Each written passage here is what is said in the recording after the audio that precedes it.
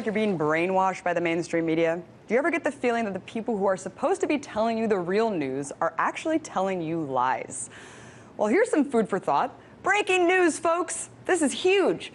MSNBC was the #1 cable channel to win the DNC ratings war on Tuesday night. It's the first time in their 16-year history they were able to garner the highly coveted spot. Take a look at some of the exuberant coverage from that night. MSNBC's continuing coverage of the Democratic National Convention in Charlotte, North Carolina. First Lady tonight, a long, personal, emotional, frankly, excellent speech. Even Phil Griffin, the beloved network's president, couldn't help but bask in the glory.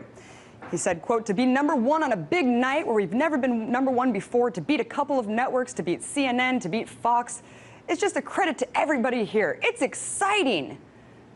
Bravo, bravo. We should all be overjoyed just like Phil, right? Wrong. The real tragedy here is that all of this says is that more Democrats were watching their TV sets than Republicans. And not only does MSNBC know it, they're wearing their lean forward Democratic branding like a badge of honor. But let's just wake up for 1 second. We're completely missing the point here. When did it become okay to have partisan networks in the first place? When was it ever okay for the news to align itself with a particular party or ideology and do so without question, without debate?